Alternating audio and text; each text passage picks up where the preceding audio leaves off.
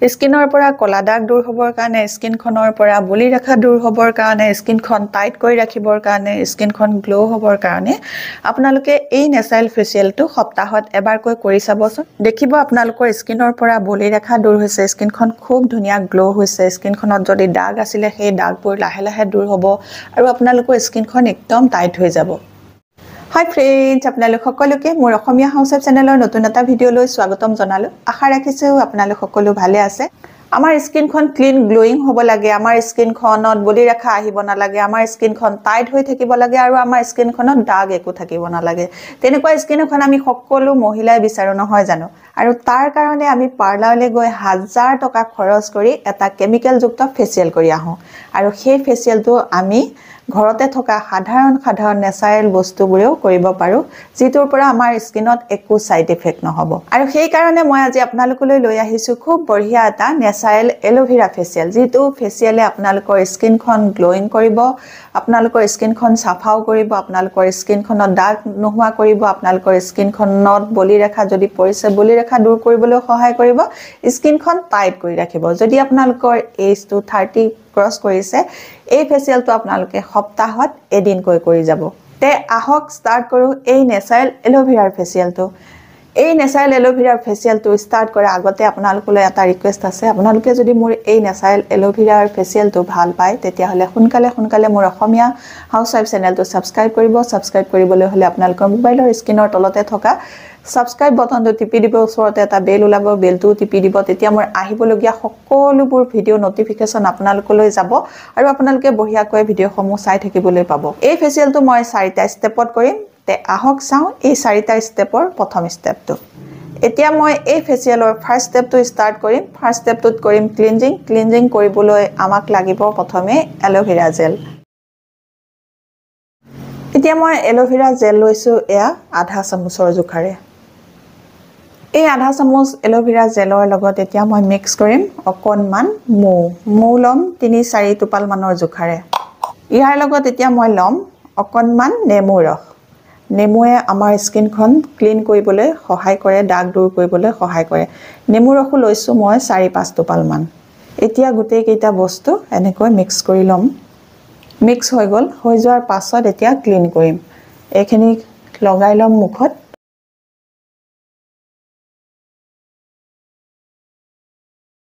ভালকৈ মুখত লগাই ললো লগাই লোৱাৰ পাছত এতিয়া মই 3 পৰা 4 মিনিট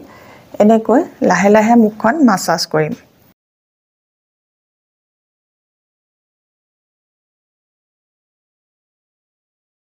এতিয়া মই 4 মিনিট মাসাজ কৰি স্কিনখন ক্লিন কৰি ললো মই এখন ৰুমাল তিয়াই এতিয়া মই মুখখন মচি লৈছো ক্লিন কৰাৰ পাছত মুখখন মচি হৈ গল মুখখন মচি হৈ যোৱাৰ পাছত এতিয়া মই কৰিম সেকেন্ড ষ্টেপত কৰিম খুব বঢ়িয়া এটা স্কাৰ্ফ কৰিবলৈ আমাক লাগিব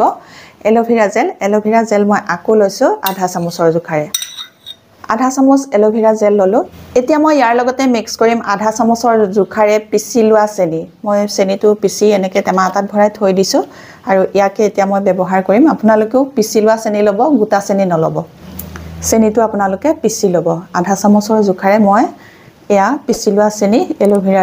জেলৰ লগত লৈ লৈছো এতিয়া মই ইয়াৰ লগতে মিক্স কৰিম অকনমান নাৰিকল তেল আপোনালোকে নাৰিকল তেলও লব পাৰে অলিভ অইলও লব পাৰে বাদাম তেলও লব পাৰে যিটো তেলে আছে আপোনালোকে হেতু তেলে লব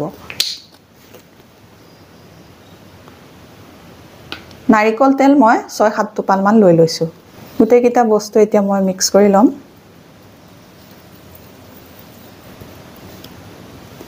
মিক্স হৈ গল এতিয়া এখিনি মুখত লগাম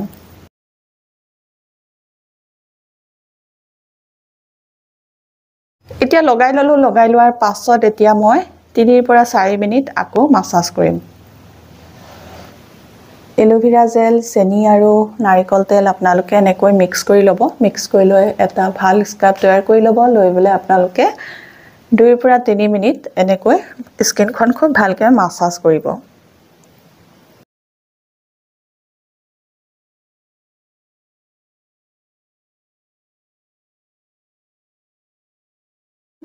এতিয়া মই 3 মিনিট মাসাজ কৰি ললো 3 মিনিট মাসাজ কৰাৰ পাছত মুখখন আকৌ মই টাৱেলখনেৰে মচি লম মচি লোৱাৰ পাছত আপোনালোকক থাৰ্ড ষ্টেপটো কৰি দেখাম এই টাৱেলখন তিয়াই মই মুখখন আকৌ এবাৰ মচি লৈছো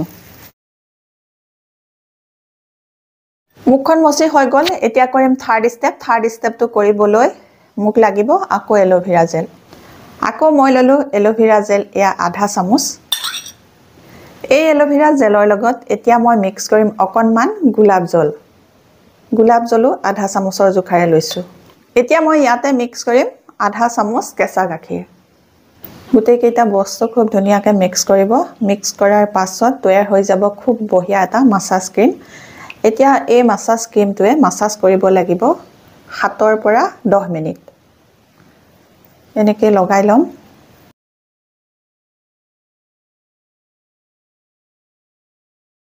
এতিয়া মই লগাই ললো মাসাজ ক্ৰীমটো লগোৱাৰ পাছত মই এতিয়া 7 পৰা 10 মিনিট মাসাজ কৰিম এলোভেৰা জেল কেঁচা গাখীৰ আৰু গোলাপ জল এই তিনিওটা মিক্স কৰি আপোনালোকে খুব বঢ়িয়া এটা মাসাজ ক্ৰীম বনাই লব আৰু এই মাসাজ ক্ৰীমটোৱে আপোনালোকে 7 পৰা 10 মিনিট স্কিনখন মাসাজ কৰি চাবচোন স্কিনখনত খুব বঢ়িয়া এটা গ্লো দেখিবলৈ পাব আৰু লাহে লাহে আপোনালোকে এটো যদি ৰেগুলাৰ এই ফেচিয়েলটো কৰি থাকে তেতিয়া হলে আপোনালোকৰ স্কিনৰ পৰা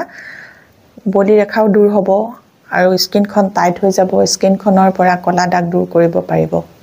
এই বস্তুবোৰ আমাৰ ঘৰতে থকা একেবাৰে সাধাৰণ নেচাৰেল বস্তু এইবোৰে আমাৰ স্কিনত একো সাইড ইফেক্ট নকৰে গতিকে ইয়াৰ পৰা আপোনালোকে ভাল ৰিজাল্টও পাব আৰু স্কিনখনৰ একো ক্ষতিও নহব সেই কাৰণে আপোনালোকে এই এলোভেৰা ফেচিয়েলটো সপ্তাহত এবাৰকৈ কৰিব পাৰিব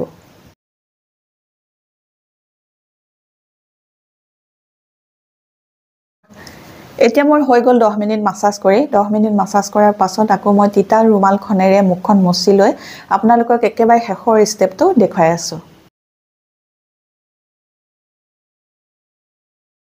হৈ গল এতিয়া মুখখন মচি হৈ যোৱাৰ পাছত আপোনালোকক এতিয়া মই 4th ষ্টেপত খুব বঢ়িয়া এটা ফেস পেক বনাই দেখাম যেটো ফেস পেকত আকৌ আমাক লাগিব এলোভেৰা জেল এতিয়া মই আকৌ লৈছো এলোভেৰা জেল আধা চামুচ এতিয়া মই এই এলোভেৰা জেলৰ লগত অকনমান মৌ মিক্স কৰিম মৌলম আধা চামুচৰ জোখাৰে মৌ আৰু এলোভেৰা জেল আধা চামুচ দুইটা সমান পৰিমাণে লৈ ললো ইয়াতে এতিয়া মই মিক্স কৰিম অকনমান কস্তুৰী হালধি আপোনালোকৰ ঘৰত যদি কস্তুৰী হালধি নাই তেতিয়া হলে আপোনালোকে আমি যেটো খাও হালধি পাকঘৰত থাকে আমাৰ সেই পাকঘৰৰ হালধিটোকে অকনমান লব হালধিও অকনমান লৈ ললো হালধি লোৱাৰ পাছত এতিয়া মই ইয়াতে লম এচামুচৰ জোখাৰে বেসন আপোনালোকে বেসনো লব পাৰে নহলে মুলতানী মিট্টিও লব পাৰে নহলে পিঠাগুৰি লব পাৰে যি মন যায় আপোনালোকৰ ঘৰত যি বিধে আছে তাকে লব পাৰিব এতিয়া মই ললো বেসন এচামুচৰ জোখাৰে বেসন লোৱাৰ পাছত এতিয়া মই ইয়াতে লম আধা চামুচৰ জোখাৰে আকৌ কেঁচা গাখীৰ গোটেই কেইটা বস্তু এতিয়া মই মিক্স কৰি লৈছো